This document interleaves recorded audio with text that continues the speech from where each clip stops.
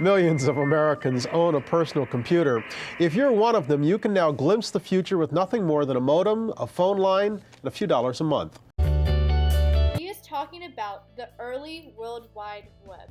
Although they are commonly thought of as the same thing, the internet is a huge network of computers all connected together, whereas the World Wide Web, WWW, or Web for short, is a system that gathers documents and other information that is accessible via the internet. Your web browser uses the internet to access the web. The creation of the World Wide Web is one of the largest technological advancements in computer history.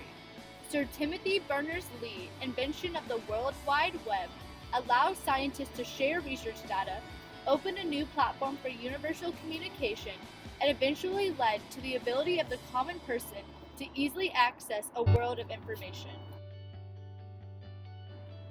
As a result of the Cold War, in the mid to late 1900s, the United States Department of Defense created the Advanced Research Projects Agency Network, also known as ARPANET, in an attempt to keep up with the Soviet Union's rapidly advancing technology. ARPANET, founded in 1969, became the technological foundation for the Internet. This image shows an ARPANET logical map from 1975 detailing the path by which data is transferred. The start of all of this is that if you work on your computer and I work on my computer, and you and I have to solve a problem together, wouldn't it be nice if my computer was connected to your computer? There was this organization in the government called ARPA that was interested in computer networking. The Advanced Research Projects Agency is directed to moving technology in areas that are important to national security. Tim Berners-Lee was born on June 8, 1955 in London, England. Berners-Lee was the engineer and computer scientist credited for the invention of the World Wide Web and other similar technologies.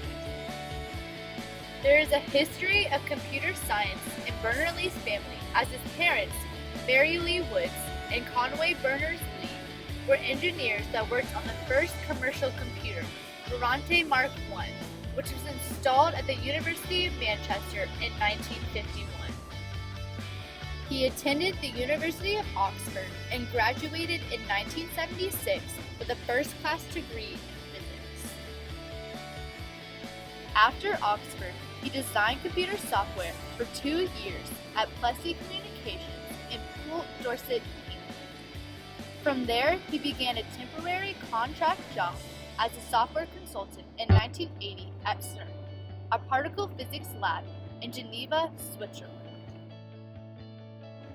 While at CERN, Berners-Lee created a software known as Inquire, named after a book Berners-Lee read in his childhood, Inquire Within Upon Everything.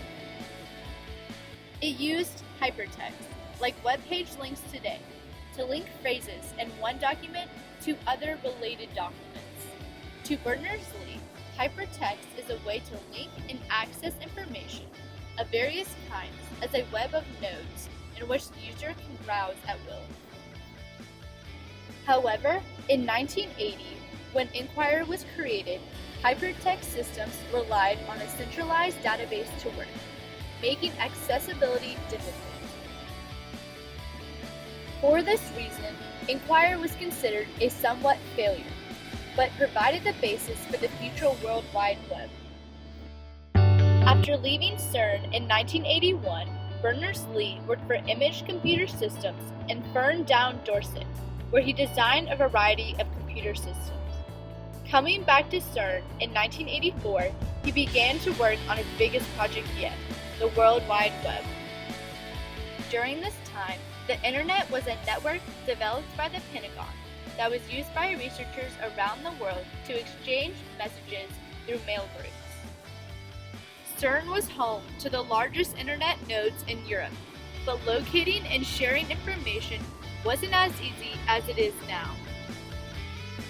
Tim says about those days at CERN, there was different information on different computers, but you had to log on to different computers to get at it. Also, sometimes you had to learn a different program on each computer. Often, it was just easier to go and ask people when they were having coffee. Berners-Lee imagined that by combining the internet with the technology hypertext used in Inquirer, it would provide access to interactive information with other members of the staff at CERN.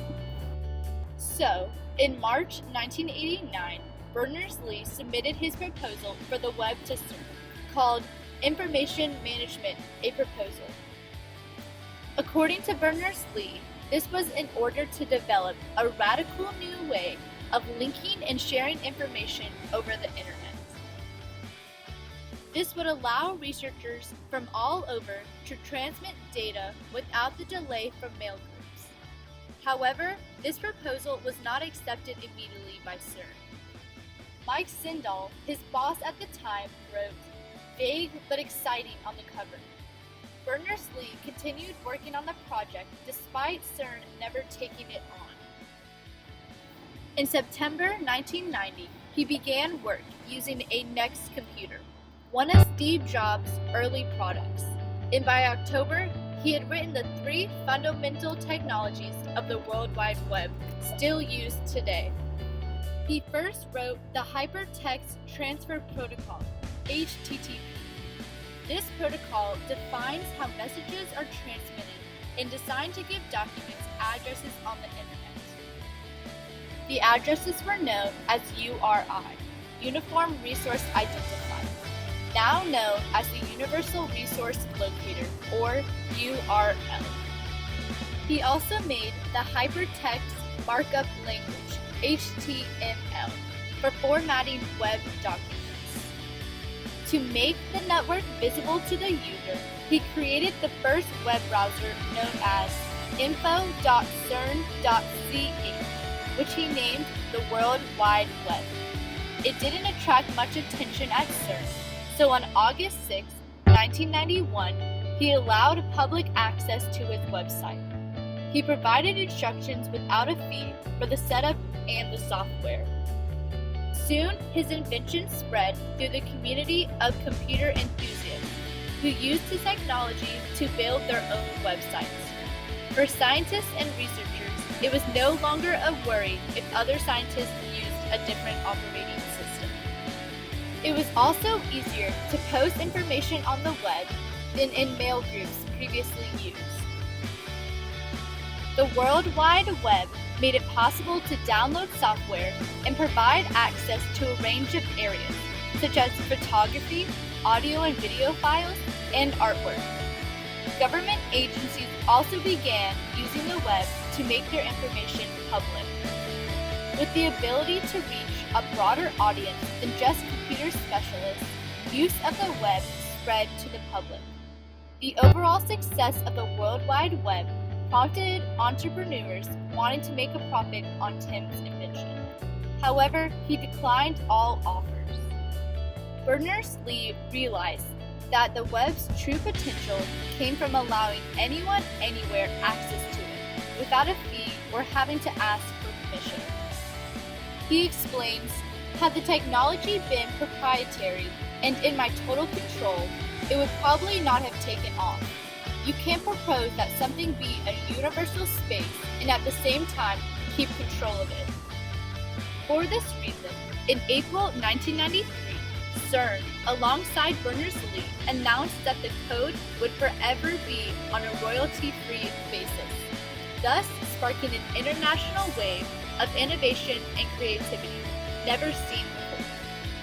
Berners-Lee held his first World Wide Web conference on May 24, 1994.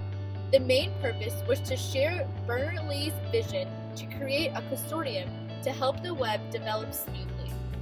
In 2009, Berners-Lee established the World Wide Web Foundation in order to advance the web by connecting everyone and enhancing participation. According to MIT, in June 1993, there were 130 websites. Today, there are more than 1 billion. Thanks to Sir Tim Berners-Lee, the World Wide Web connected the world in a way that was not possible before, breaking the ultimate barrier of communication and information.